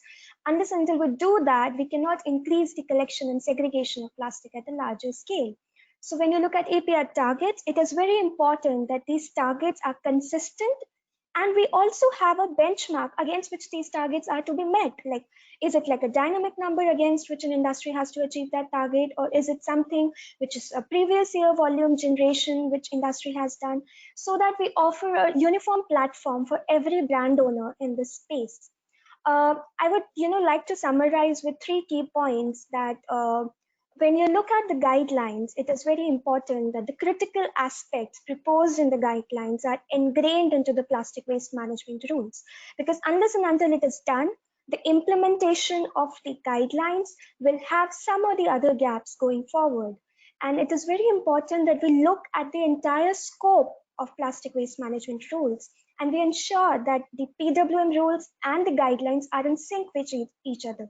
We are not increasing or decreasing the scope of PWM rules at the end of the day, because that is the apex document which everybody of us are referring to. The second point which I want to highlight is, when we're looking at various EPR models, it is very important to understand what are the included costs when we are talking about. What are the included costs for every stakeholder in the value chain? Because there have been in some of the models it is proposed that CSR can be considered when you are doing IEC activities. So how are we looking at EPR cost? Is awareness part of EPR cost? Is it part of compliance, or why is it separate in one model and why is it different from the other model? So it is important to highlight that it will help drive the overall health of the financial system. It will ensure the financial viability of the model. And the third thing, which Mr. Aditya also pointed out, that it is really important that the framework does touch upon the 3 R's, it touches upon the circularity, but I think it is important to have sustainable incentives built into the guidelines, because that will help drive closed loop material recycling. Unless and until we address it in this final document, it is not going to drive recycling going forward. So I'll conclude with this, and thanks a lot.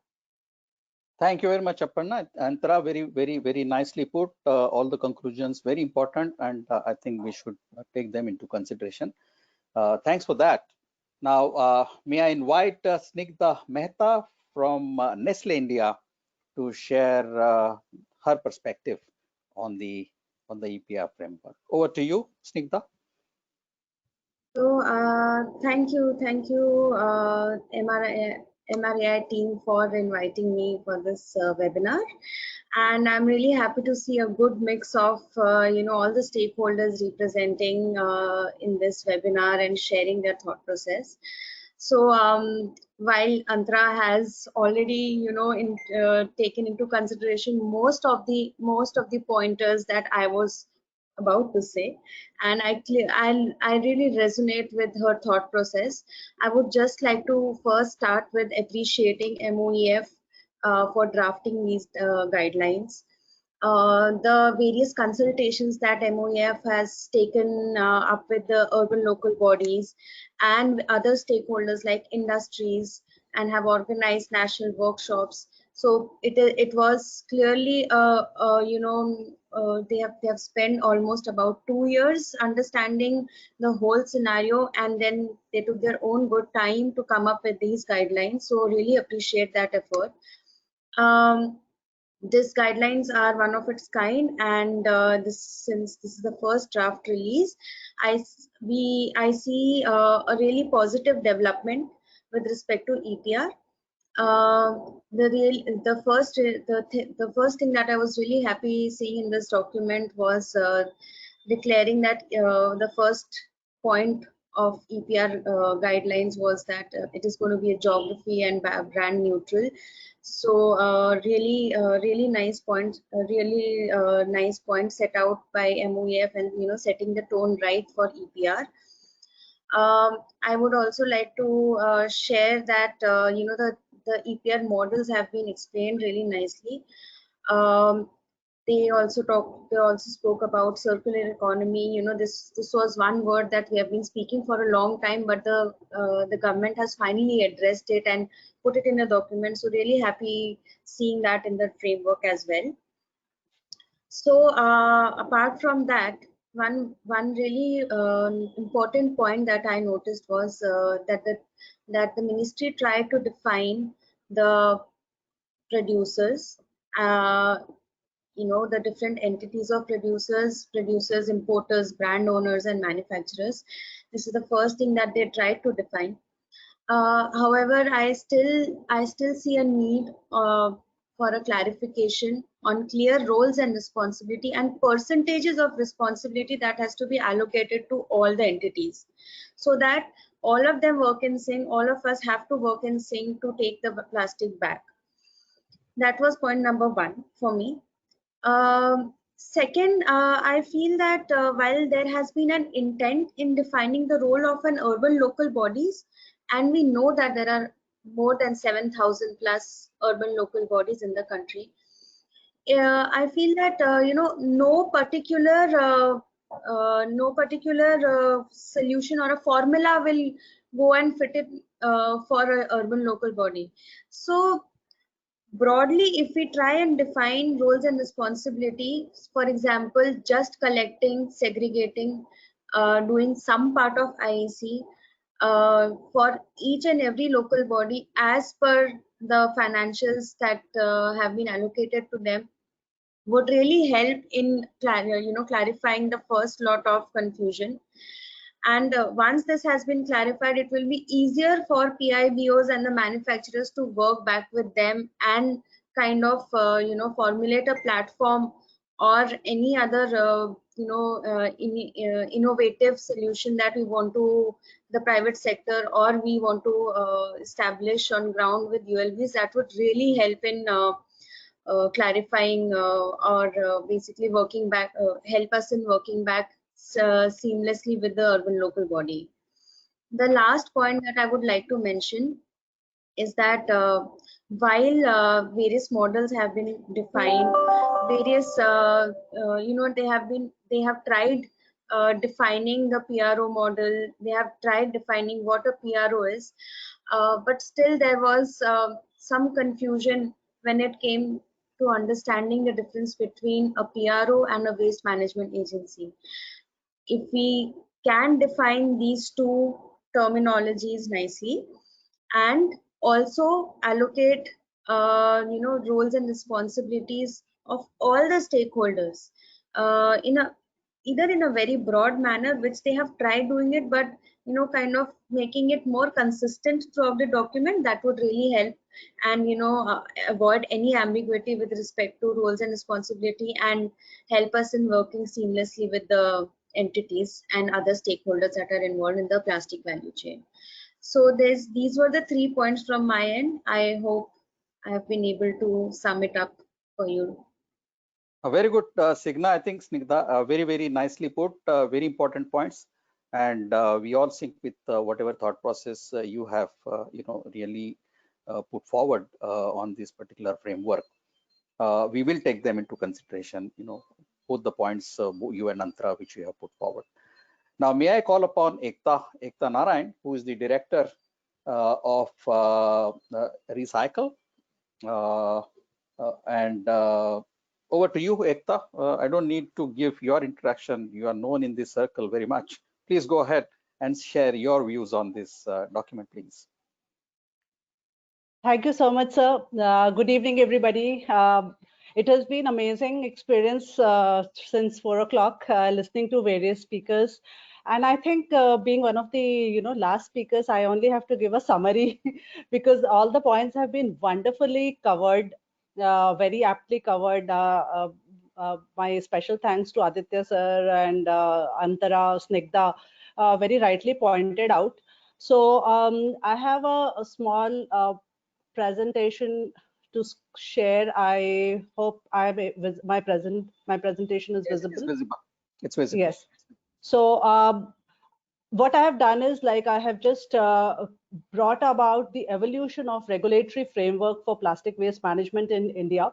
This is mainly to highlight the efforts that MOEF has been putting, and this also indicates that yes, there has been an intent, the right intent, that they would want to make this thing more sturdy and more foolproof.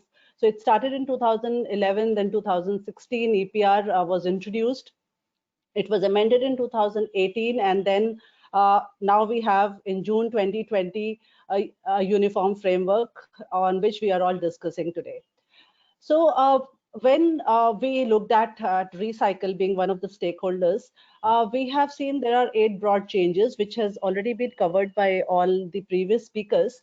But a quick summary to that would be that yes, earlier there was a confusion. Many brands were looking only into MLP, but it clearly defines that all the material, all the plastic categories has to be covered, including PET, LD, PP, HT. And I appreciate this point because this will certainly increase the recycling rate in our country, and the circular economy is all based on more recycling happening across. Of course, the targets are defined now, so there is more clarity to the brands how to scale up, and they need to present the action plan within 6 months. Inward plastic, we see that there has been a special compliance form 3 which has been introduced, so more details on the supplier part. Fulfillment options have been given to the brands. While I say this, that there have been multiple options that is provided, I also feel that it may, as Antara also indicated, that it may cause more confusion. So my submission here would be that yes, before we go to different models, we should stabilize certain models and ensure that it matures and it's well adapted and it is showing results. So I think that would be a better approach. So I think that is one thing which is critical, and there is an innovation which MOEF has also given to the brands where they can go for a deposit refund scheme system, which is to be evolved. Awareness has been given focus, and the most important thing I think, yes, which is a digital EPR. The regulators will monitor EPR responsibility digitally. So here I think there is a big game changer, because all the stakeholders would be rightly connected in a manner that everybody knows what's happening and there is more transparency. So though there is more freedom and flexibility to the producer brand, the present versus future that we see, lack of monitoring mechanism which was not there has been replaced by emphasis on transparency and material traceability with QR codes, etc. Paper trade and duplicacy of transactions was happening, where now the future is the brands would be encouraged to initiate authentic and traceable channelization of the waste. Emphasis on infrastructure of development. Snigdha just mentioned about the ULBs. We know there are so many, but we don't know about the infrastructure. There is hardly anything. So this actually calls out for the strengthening the infrastructure. The consumers had no motivation in the entire process except for their responsibility as true citizens of the country. How we can induce the behavior change. So somewhere I think this buyback project or deposit refund system which MOEF has looked into is a very good incentivization, I feel, for the consumers. Every citizen will also become part of the value chain. So far our value chain starts from collection centers or rack pickers. We always forget the end consumer. They are still asked to litter. I mean, of course they're not asked, but there is nothing that is incentivizing them to stop littering. So somewhere I think, yes, especially the tier 3, tier 2 cities will see a different change if this is incorporated. And yeah, you may like to conclude. Yes, this is the final thing. I'm just trying to say that there is a lot of focus on digitization of EPR.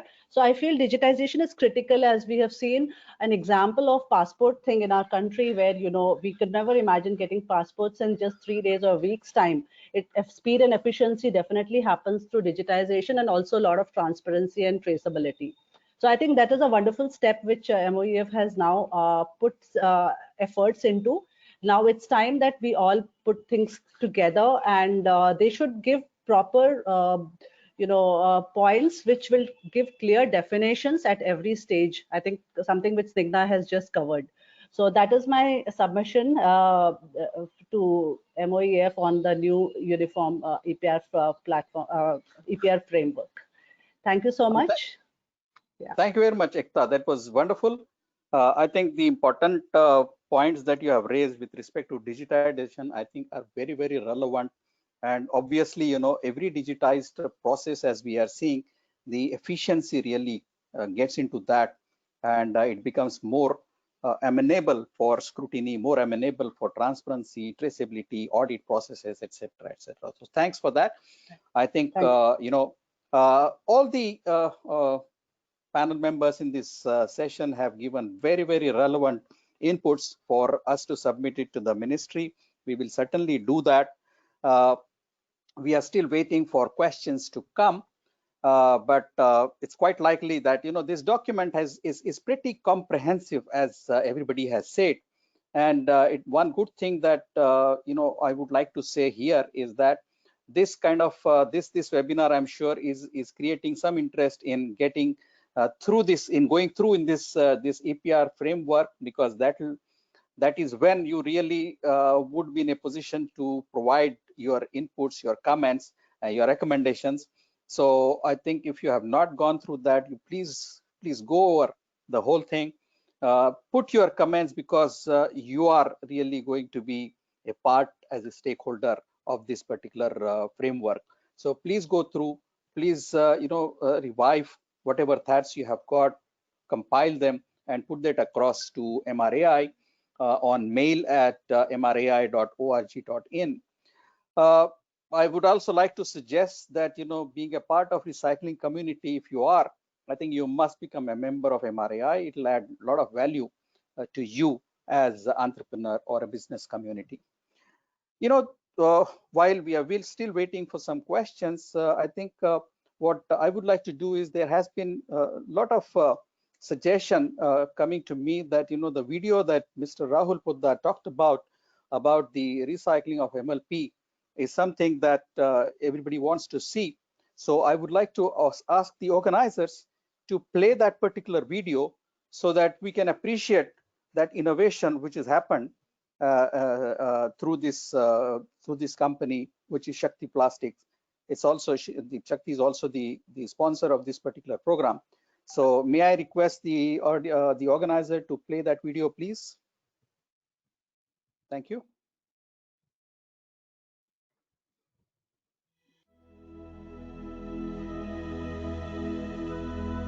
This is a useless pile of waste, and it will remain a useless pile of waste unless something is done, like turning it into this, or any of these, or any of these. Seriously, it's possible. Ask these guys. We will help you turn your waste into value by recycling even the non-recyclable. Meet the pillars of the Shakti Plastics Industries. Not these pillars. Yes, okay. Meet the pillars of the Shakti Plastics Industries. The true waste management specialists fighting plastic waste for over 50 years. Not like that. The war against plastic waste began in 1969, waged by Mr. Vishwanath Podaar, the founder of the Shakti Plastics Industries. Mr. Podaar started a revolution against plastic waste by manufacturing all types of reprocessed plastic granules from waste or scrap, which helped the company become one of the leading recyclers of polymer in India. Today, Shakti Plastics Industries has grown to become one of the leading company in total waste management solutions. And that's the real Shakti behind Shakti Plastics. The company is having wide network of collection centers pan-India. Every day, the plastic waste collected is processed at their 2 lakh square feet facility at Parlikar, and disposal of non-recyclable waste is supplied to cement companies to use as fuel in cement kilns.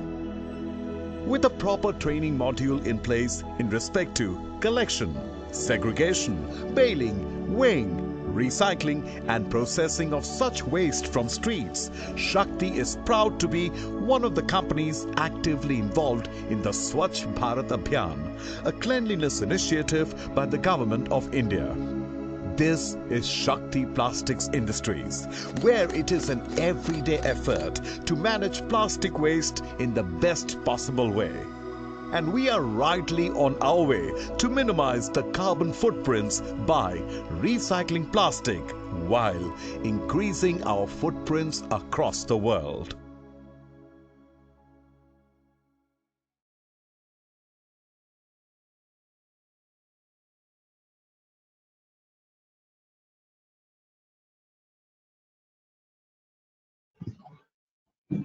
Thank you very much. That was very interesting. And we have a question which has come up for this particular panel, and the question is whether the solid waste management rules and the plastic waste management rules be merged into one. So are there any thoughts in this particular with this particular panel that we have in the last session, whether it's Antara or Snigdha or Ekta or Aditya sir, whether you would like to make any suggestion, any comment, any clarification on this query, whether solid waste management, plastic waste management, both the rules should be merged together and make into one.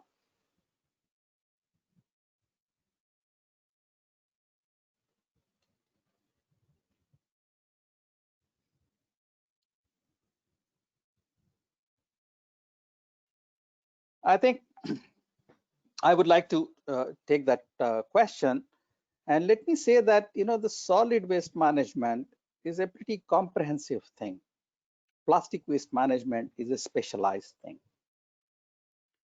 Both require different processes, systems, handling, methodologies, etc., etc. And that is why in the earlier days, it was actually a merged kind of regulation only, when it was in the year 2000, when the solid waste management rules were notified.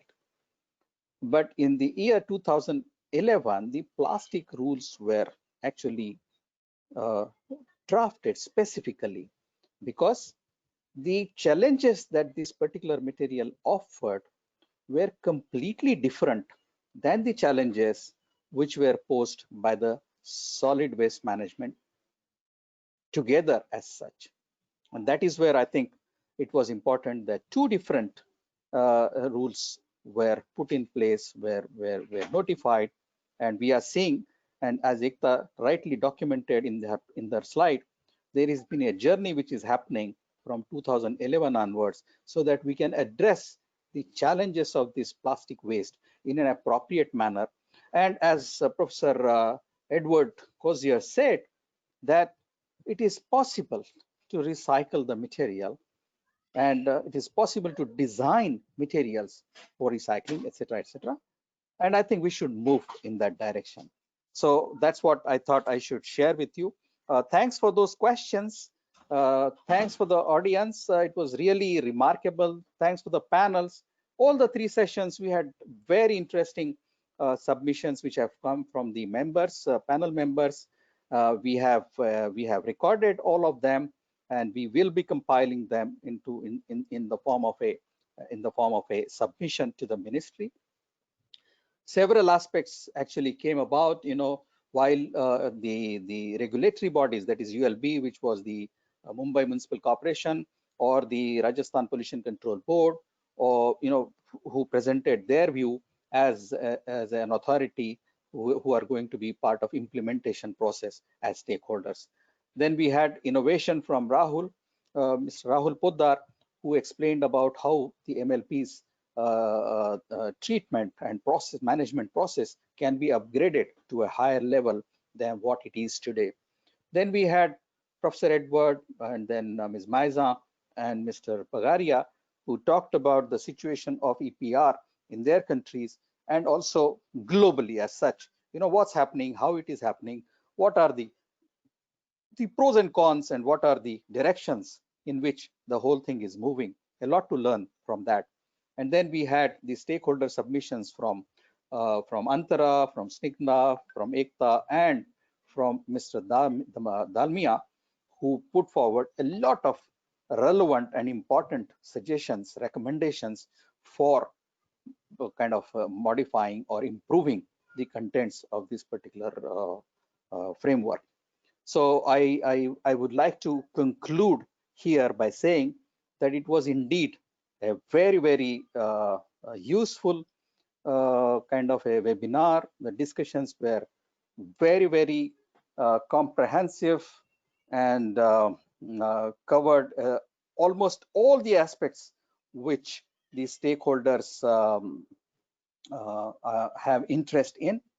And I'm sure the audience has enriched themselves in listening to the experts' view. I'm sure a lot of interest has kindled into the audience as well to look at this particular document and be a part of the stakeholder submission process and provide the views, the submissions, the recommendations which can be taken to the ministry for their consideration. So if you have any, we request you to send them across to mail@mrai.org.in. So with this, I would like to conclude this particular session. Very interesting, excellent session. And we take opportunity, we take a pleasure in thanking entire panel who represented here, the entire audience who participated into this. We are obviously very thankful to you. So with that, I I conclude this particular session. I would like to request organizers to give any remarks if there are any. Mr. Sameerji, would you like to say anything at this point in time, or do we conclude?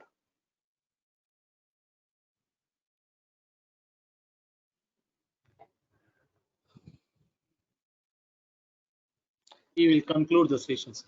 Very good. Thank you so much. Thanks to all. We are closing the session.